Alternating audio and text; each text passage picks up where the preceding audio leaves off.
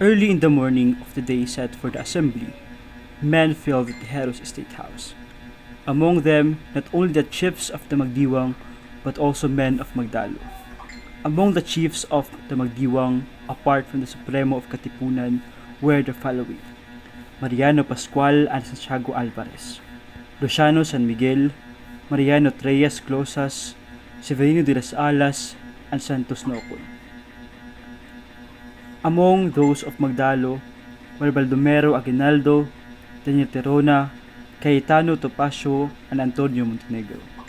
The session was formally opened under the presidency of Jacinto Lumbresas. The day has come to talk about on how to strengthen the defenses in the area that's still under the Magdiwang control. Upon the recognition, Severino de las Alas rose to address those present. I think it would be better to consider discussing first the kind of government existing in the country, as upon the government would depend whatever defense might be needed. As we all know, from the time that the Katipunan was established, the country had been ruled by the Supreme Council, the Provincial and the Popular Council.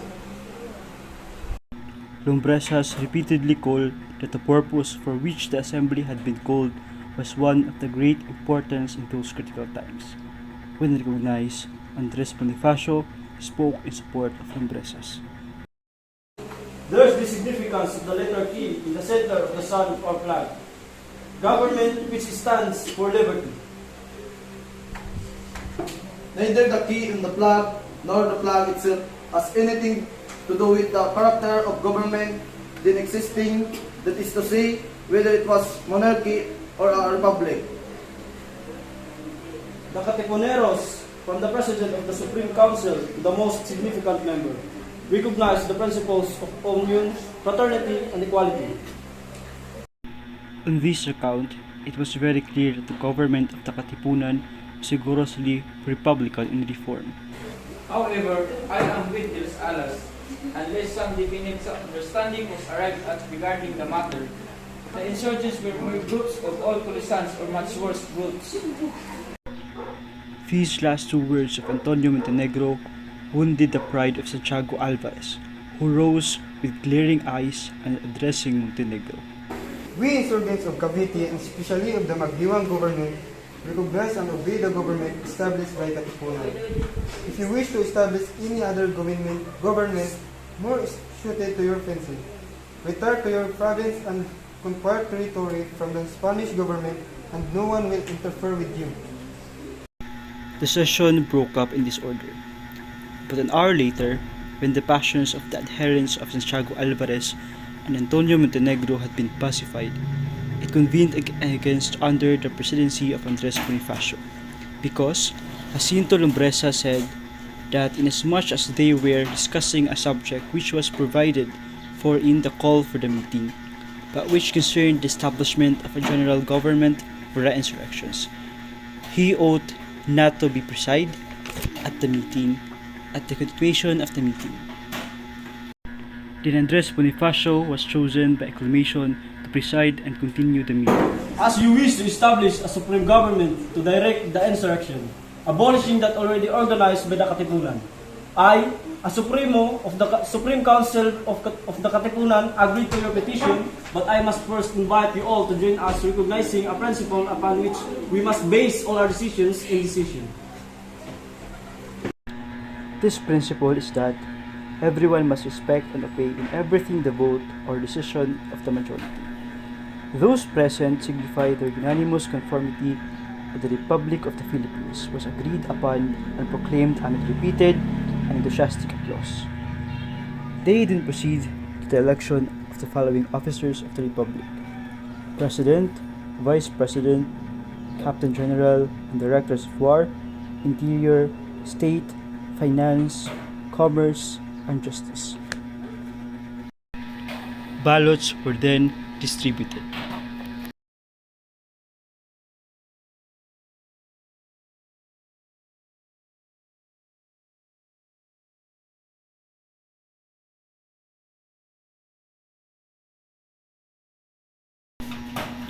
Ballots were then collected.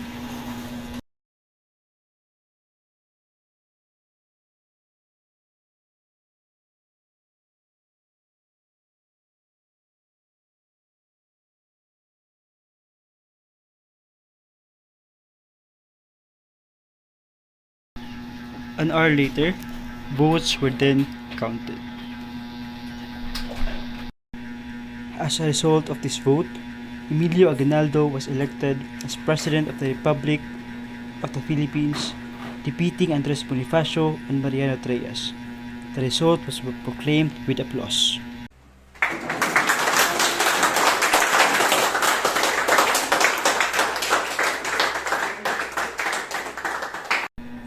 They then immediately proceeded to the election of Vice President. In as much as Andres Bonifacio secured the second largest number of votes in the presidency, he should be proclaimed Vice President.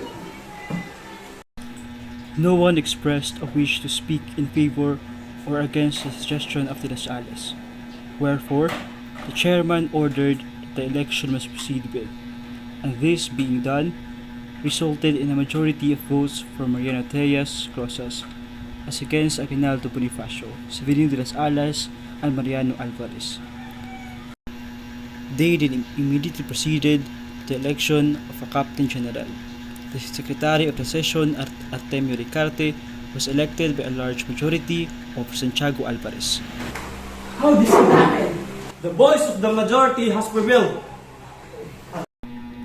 Artemio Ricarte rose and protested against his own election. However, those present disapproved the protest viva voice, and the chairman called the meeting to order as the night was falling. It was unanimously proposed and approved and to cut short the voting. Those who favored any person for a position should stand on one side, and those who favored other person should stand on the other side in groups. And in that way, they voted for a Director of War, Emiliano Riego de Dios. The election of Minister of the Interior was proceeded within the same way, with the result that Andres Bonifacio was elected. However, in the midst of the acclamation that was accorded Andres Bonifacio, Daniel Terona demanded the floor. Fellow countrymen, the position of Minister of the Interior is very important, one that should not be occupied by a person who is not a lawyer. I am against the election of the person elected.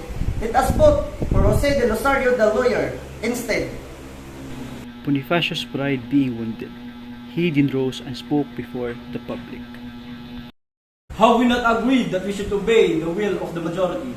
Whatever might be the social position of the persons elected, you should owe an apology to the Assembly for the result offered to the public. As Terona tried to hide himself among the crowd, without paying attention to what Bonifacio demanded of him, the latter drew his revolver and was about to fire Terona. But the Secretary of the Session seized his hand and the incident passed without more ado. As those present were about to leave the room, Bonifacio have something to end the session. I, as the President of the Session, and also the President of the Supreme Council of the Katipunan, as you all know, declared this assembly closed and annul everything that has been done therein. He then left and followed by his adherents.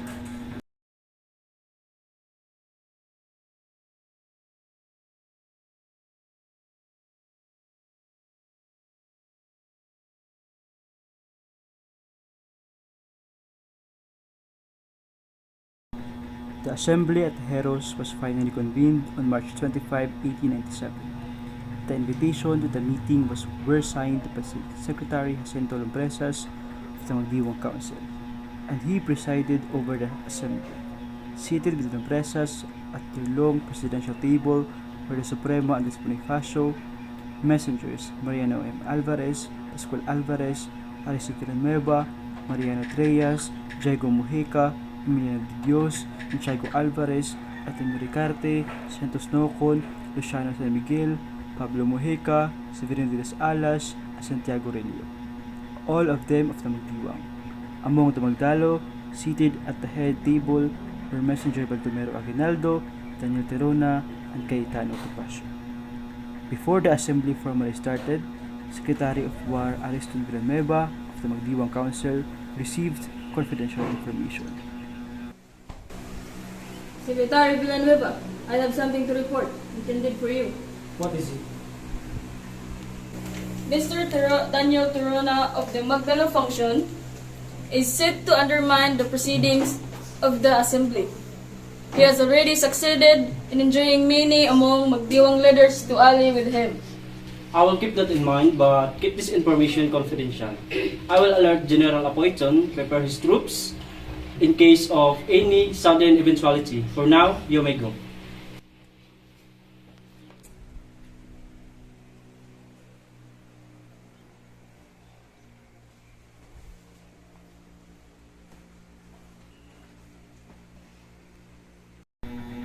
The leaders take their respective seats at the presidential table, with all the others standing in groups on both sides of those who seated. Attention everyone. I now declare the assembly to be officially open.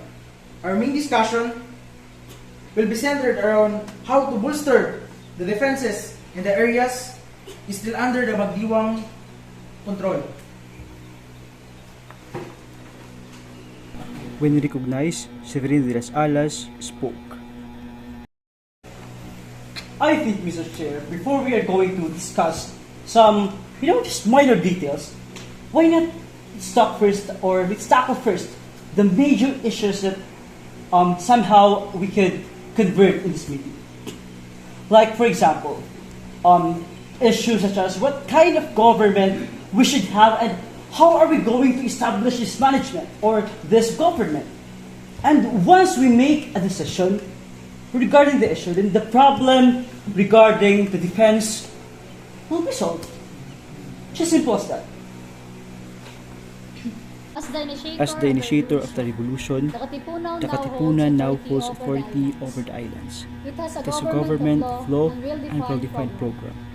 It is obeyed and respected by all because it stands for freedom, brotherly love, and well-organized government. As to the purpose of the meeting, they made discussion of the best measures to strengthen the Magdiwang government via these the army. Those avoid surrendering the headquarters of the Katipunan army should Magdalo eventually lose out. Supremo Bonifacio, I recognize your effort in depicting the vision of your political party. I agree with what you just had said, Mr. Chair. The K in the middle of the sun of the Katipunan flag stands for freedom, the freedom of the people. Mr. Severino de las Alas then responded to the Supremo statement. Excuse me, Supremo. The supposed K in your flag does not indicate whether that revolutionary you intended is you're trying to run democratic or not. The Katipunan was united in its respect for universal brotherhood and equality of man. It was risking blood of shed life in its struggle against the king in order to establish a sovereign and free government. In short, it stands for the people's sovereignty, not a government led by only one or two. I agree with Severino de las Alas statement. If you will not agree on the kid of revolutionary government we will have and status quo provides, then who you are in the revolutionary. Please have mercy on Dr. Let Mr. Rodriguez State House Burger and turn the state. We promise to be personally responsible for Mr. Matanali while he's in our custody. Please. Very well. I take your word that you take accountability if anything were to happen. Do as you please. Your aim is to establish a new overall government of the Katipunan of the sons of the people. This would repudiate the decisions made at the meeting held at the Friar State House in Imus. In my capacity as President Supremo of the most venerable Katipunan of the sons of the people, I agree and sympathize with your aspirations. But I wish to remind you that we should respect all decisions properly discussed and approved in our meetings. We should respect and abide by the wishes of that majority. Because of the repeated clamor for the approval of the establishment of the government of the Philippine Republic, the chair proceeded to prepare for the election to the following positions: President, Vice President, Minister of Finance, Minister of Welfare, and Minister of Justice, and Captain General. The Supremo spoke again before the election began.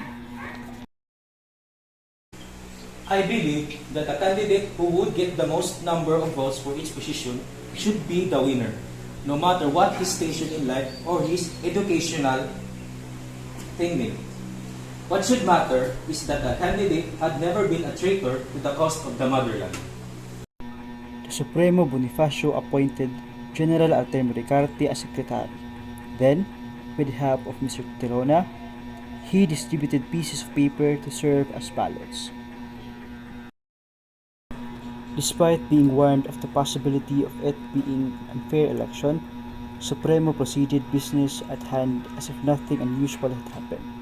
Later that moment, the votes for the presidential election were counted and Mr. Emilio Aguinaldo won over the Supremo Andres Bonifacio.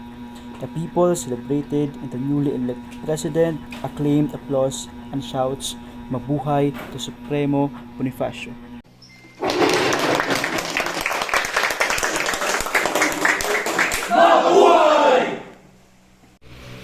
Fellow men and the people of the Republic of the Philippines, as Supremo Bonifacio received the second highest counts of votes, why not we should consider the Supremo to become the Vice President of the Republic of the Philippines?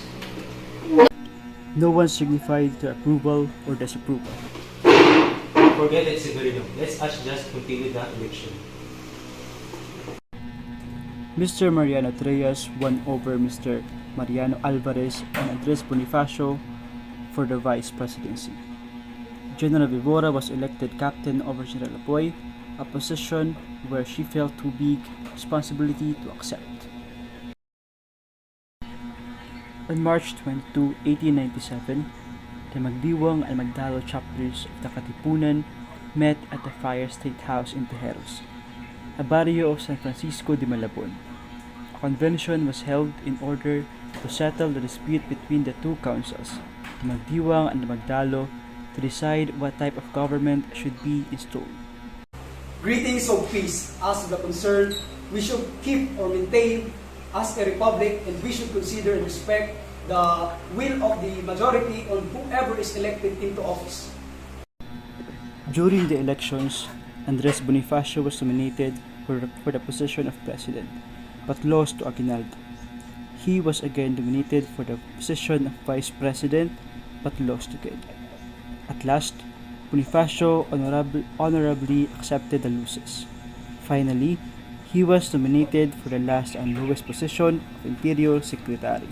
We should consider the President of the Revolutionary Government, Andres Bonifacio. How this will be possible, knowing that you don't have enough credential for this position? It would have been better if we are going to elect a lawyer instead. The insult set off Bonifacio, who declared the meeting invalid and then drew his revolver, prompting Terona, and challenged Terona to a duel before storming out of the convention. Nevertheless, I accepted the position that is bestowed on me as Interior Director, but the insult motivates me to rise above the expectations. The Acta de Tejeros is a document proclaiming the Tejeros Convention as invalid because of its lack of due process, and also because of the underhanded scenery that marred its elections. Written and signed one day after the events of the Tejeros Convention, the Acta de Tejeros is seen as Bonifacio's outraged yet calculated move against Aguinaldo's capturing of the Katipunan. The Acta de Tejeros, in which they give the reasons for not adopting the results of the election held at the previous day. From Tejeros, Bonifacio and his men proceeded to Naig in order to be as far as possible the Magdalo men, who they thought were responsible for the commission of anomalies during the election in the Tejeros. Ang ubang lalaki mo gawas. Ang likod na babae mo hawa, likod na babae mo hawa.